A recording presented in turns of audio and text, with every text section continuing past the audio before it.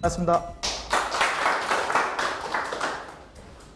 제 이름은 정창호라고 그래요. 저는 1984년에 다이빙을 시작해가지고 1990년, 지금부터 한 31년 전인가요? 그때 이제 강사가 돼서 강사로서 계속 활동을 하고 있고, 지금은 현재 시마스의 한국 지부격인 대한수중펜수협회의 교육사업본부장을 맡고 있습니다. 여러분 만나 뵙게 돼서 반갑고요.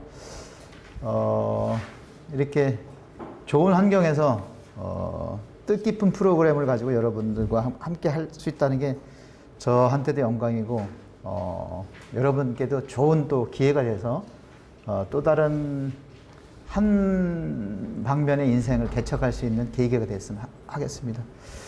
제가 오늘 준비한 프로그램은 장애인 스쿠버 다이빙이라는 프로그램인데요. 대개 이제 일반인들이 생각할 때는 스쿠버 다이빙은 액티브한 레저 스포츠라 정신적으로, 육체적으로 강인한 사람들만이 할 수 있다는 생각을 갖는 경우가 많이 있습니다. 제가 다이빙을 시작할 때도 그랬고, 지금도 대다수의 사람들은 그렇게 생각을 하겠죠. 하지만 정신적 또는 육체적 약자라도 얼마든지 시스템만 갖춰준다면 안전하고 재밌게 보람되게 스쿠버 다이빙을 즐길 수 있는 준비가 다 돼 있어요. 시스템이 돼 있고요. 그래서 그 일환으로 저희 수중협회에서 장애인 스쿠버 다이빙 교육과정을 올해 런칭을 해가지고 여러분과 함께 하게 됐습니다. 제가 준비한 과정이 다소 미흡할 수도 있습니다. 하지만 최선을 다해서 여러분들에게 보다 많은 것을 전달하고자 준비했으니까 그 점 널리 이해해 주시고, 앞으로 3일 동안 좋은 시간이 될 수 있으면 좋겠습니다. 이 장애인 스쿠버 다이빙 과정은 세계 수중연맹이라고 해서 CMAS, 세계 수중연맹의 교육 프로그램 중에 하나로 이제 수십 년간 유지되어 왔었는데, 저희는 개인적으로만 이런 장애인 다이빙 프로그램을 운영했고, 협회 차원에서 한 거는 이제 올해가 처음이에요.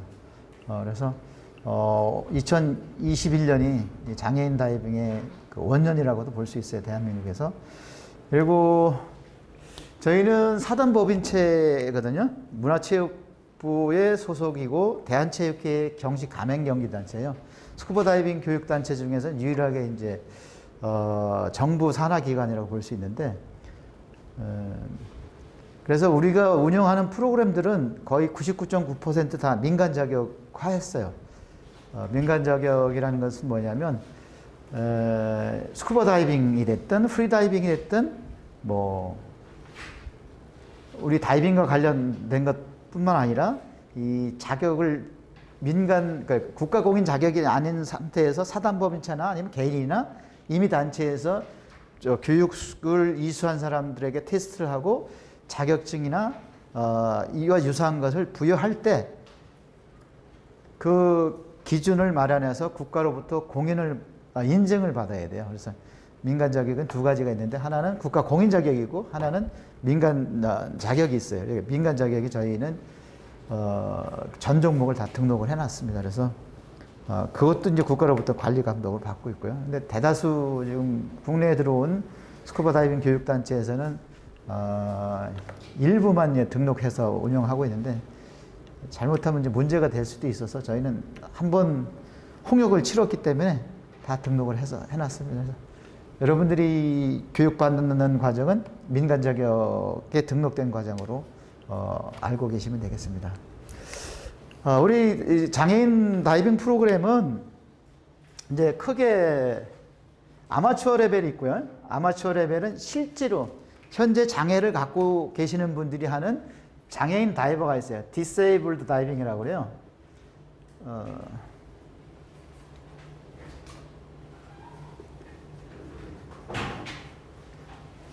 디세이블드 다이빙이 이제 장애인 다이빙 교육 과정이고요. 요 위에가 이제 Disabled Diver 어시스턴트, 이 과정이고요. 여러분들 대다수의 여러분들이 이제 참여하고 계신 과정이고요. 이 과정을 이수하시고 Disabled Diving Instructor 과정이 있습니다. 이건 강사 과정이에요. 이 어시스턴트나 이 장애인 과정을 가르칠 수 있는 사람. 그 위에가 이제 트레이너 과정이 있고요. 여기서는 지난번에 1기로 이제 이 강사 과정을 실시했고요. 그다음에 요번에 2기 강사 겸 또 여러분들 오신 분들이 어시스턴트 과정, 조교 과정 밟고 계신 거고요. 여기는 실제 장애인 등급을 갖고 계신 분들이 참여하는 프로그램이에요. 여기에는 이제 3가지 레벨이 있습니다. 레벨 1이 있고 레벨 2가 있고 레벨 3가 있습니다. 레벨 3는 똑같은 과정, 교육 과정인데 장애인 대상 프로그램 과정인데 레벨 3는 거의 비장애인, 정상인이라고 하면 안 된다 그러더라고요.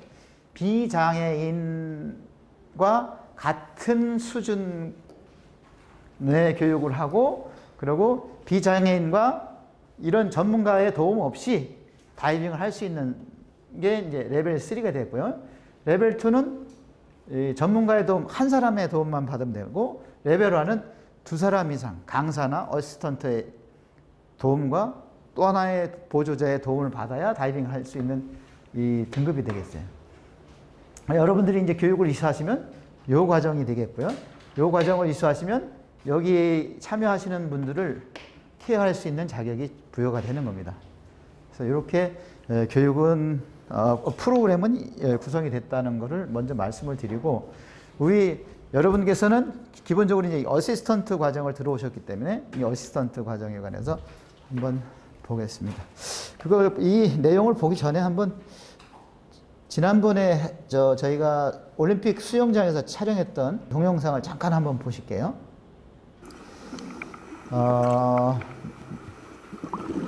맹인을 가정을 해서 맹인으로 가정을 해서 하강해서 수중 이동 잠깐 하는 것까지 여러분들께서 이제 이런 과정을 이제 교육을 받게 됩니다.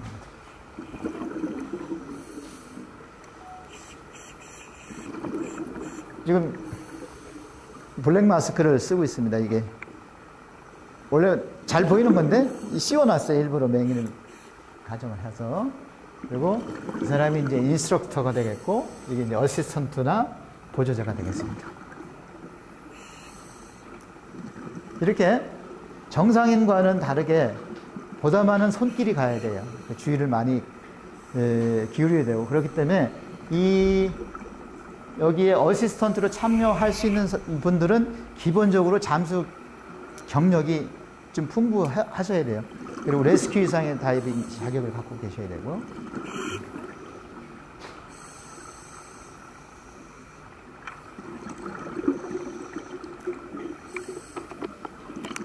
됐습니다. 여기까지 한번 보시고요. 시간 나는 대로 또 다른 동영상이 있으니까 한번 보시도록 하겠습니다. 우리 장애인 다이버 교육과정에 들어오시면 어떤 내용을 교육받느냐 하면 우리 초급 다이버 교육과정 중에서 기본적으로 해야 될 것들 예를 들어서 호흡기 찾기, 마스크 물 빼기, 그다음에 부력 조절 뭐 그런 것들. 근데 난이도 있는 교육은 안 합니다. 그다음에 특히 뭐 스노클링 같은 건 잘 안 하고요. 우리가 이제 장애의 종류를 한번 구분을 해보면 어떤 것들이 있을까요? 장애의 대표적인 장애가 어떤 장애가 있을까요? 그렇죠. 전신마비, 그다음에 눈이 안 보이는 거, 그렇지? 그다음에 귀가 안 들리는 거, 절단장애, 그다음에 뭐 여기에서는 우리 프로그램은 8가지 장애 유형을 구분해서 그 유형별로 어떻게 대처할 것인가, 어떤 특징을 갖고 있는 것인가를 다루고 있습니다. 그래서 그 내용을 좀 보는데 내용이 좀 딱딱하고 재미가 없을 거예요. 하지만 여러분들이 실전에서 장애인 다이버와 활동할 때 이런 내용에 관해서 완벽하지는 않지만 어느 정도 감을 잡고 계시면 실전에서 많은 도움이 될 것이라고 생각해서 교육 프로그램을 구성을 해봤습니다. 우리 교육과정은 이게 장애인 다이빙 교육과정, 그 다음에 다이빙을 위한 준비, 장애 구분과 종류, 장비, 사용되는 장비, 그 다음에 모범 사례와 교육, 뭐 이런 식으로 되어 있습니다. 제가 교육 시작할 때도 잠깐 설명드렸지만 우리 교육 프로그램은 이렇게 구성이 됐어요. 실제 주인공은 이분들이에요. Disabled Diver 레벨 1, 레벨 2, 레벨 3. 그죠? 이분들은 실제 장애인, 실제 장애를 갖고 계신 분들이 이제 교육을 이수하면 장애 등급 또는 장애의 그 조건에 따라서 이렇게 차별화된 자격을 부여받게 되죠. 그러면 레벨 3 같은 경우는 모든 등급의 다이버가 가능하고 정상 다이버와도 짝을 이뤄서 할 수 있으니까 비록 장애를 갖고 있더라도 이 사람은 큰 문제가 없는 거죠. 예를 들어서 이제 절단장애, 뭐 왼손이 절단됐다.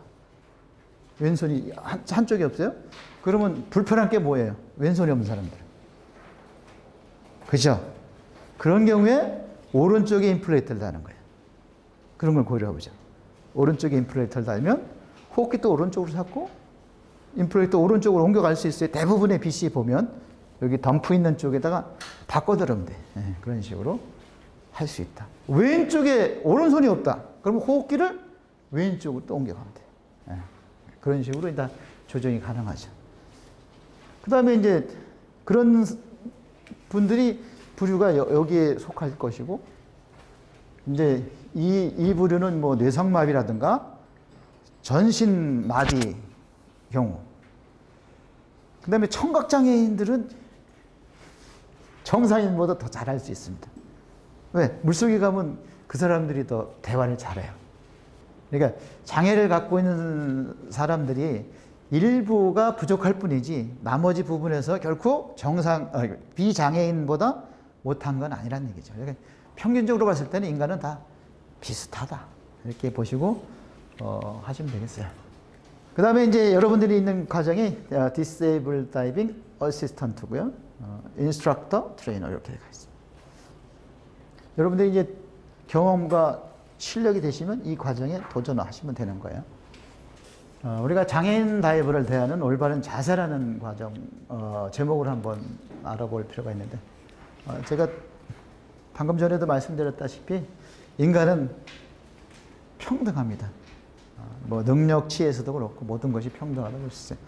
하나가 많으면 하나는 부족하고 거의 나눠보면 비슷하다. 그 다음에 우리가 장애인을 대할 때 동정하거나 경시해서는 안 되고요.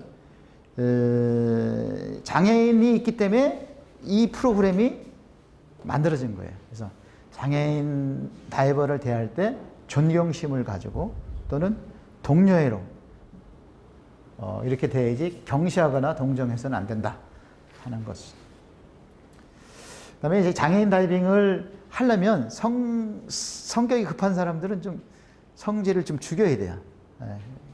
세심하게 배려하면서 그렇게 하나하나 프로그램을 이끌어 가야 됩니다.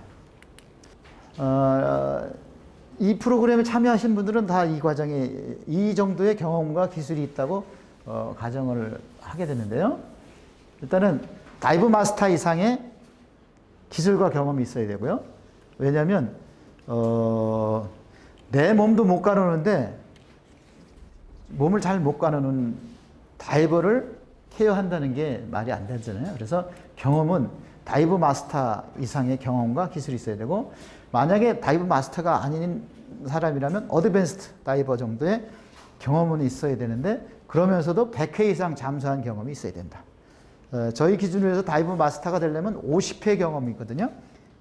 그러면서 이제 다이브 마스터 교육받고 스페셜티 8가지를 해야 다이브 마스터가 되는데, 그렇지 않는 경우에는 중급 어드밴스 다이버라는 아라면은 경험이 좀 많아야 된다. 100회 정도. 그다음에 레스큐, 비상 상황이 발생했을 때 비상 상황에 대한 긴급 조치가 가능한 그런 자격이 있는 사람들이 이 과정에 들어와야 된다는 거예요. 그리고 오픈워터 장애인 과정, 즉 이 디세이블 다이빙 레벨 1, 2, 3 이거 과정은 똑같아요. 과정이 분리된 게 아니고 사람의 그 개인의 장애 정도에 따라서 이게 주어지는 거니까 이 과정을 전 과정을 한번 조교로서 참여해서 경험을 해봐야 나중에 실제로 여러분들이 실전에서 다이빙할 때 장애인 다이버를 케어할 수가 있게 되겠습니다. 그리고 12시간 이상의 교육을 받으셔야 돼요. 여러분들이 지금 교육받고 계신 게 그 과정이에요. 장비 및 시설은 뭐 크게 기본 장비에서는 크게 달라진 건 없는데 이제 추가되는 장비로는 이제 하지마비 장애인 같은 경우에는 수중용 휠체어가 필요할 수도 있고요. 우리 이 교본에 보면 이 사진이 여기 이제 특수 제작된 수중용 휠체어예요. 보통 휠체어는 쿠션이 있고 물에 닿으면 안 되거든요. 녹나기 때문에. 하지만 이 특수 제작된 이런 수중 휠체어는 이거는 물에 들어가도 관계없는 겁니다. 그런 것들로 준비하고 그다음에 입수 보조 시설이나 장비. 예를 들어서 이런 크레인이 있는 경우요. 이런 휠체어가 있는 경우에는 만약에 크레인이 설치가 됐다면 크레인을 이용해서 입수시키고 출수할 때도 크레인을 활용하고 하면 쉽겠죠. 아니면 보통 수영장에는 이런 시설이 없어요. 슬립웨이라고 여러분 들어봤어요? 슬립웨이가 뭐냐면 우리가 저 바닷가 가면 이렇게 경사가 졌잖아요. 그 포장을 해서 경사지게 물까지 이렇게 내놓은 거 있죠. 그게 슬립웨이예요. 그런 이제 배를 그렇게 배를 바로 높은 데서 떨어뜨리지 않고 이렇게 미끄러뜨려서 빠뜨리는 거거든요. 진수시키는 건데 그런 것처럼 슬립웨이가 있으면 휠체어를 밀고 들어갔다 밀고 나올 수가 있어요. 그런 장치가 있는 게 되겠어요. 그다음에 이제 후식용 의자라든가 사다리, 줄, 뭐 스트로크 패들, 뭐 슬링, 뭐 이런 것들이 있어요. 나중에 이제 뭐 장비에 관해서 또 보겠습니다. 제가 모두도 말씀드렸지만 우리는 장애 구분을 몇 가지라고 했어요? 여기서 다이빙은 8가지. 그래서 절단장애 잘린 거예요. 시각장애, 청각장애. 시각장애가 또 미묘하게 또 재밌고요. 청각장애는 사실 정상인과 거의 다른 게 없어요. 대신에 주의할 거는 소리 신호, 얼러트라든가 뱃소리 이런 게 안 들리니까 그것만 주의하면 되고. 그 다음에 주의할 건 척수 손상이. 척수 손상이 이 이론의 한 40% 이상을 차지해요. 예.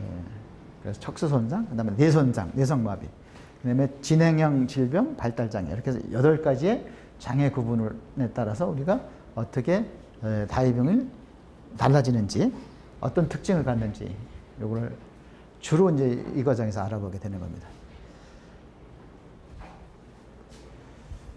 자, 오늘 첫 시간은 여기까지 하고요.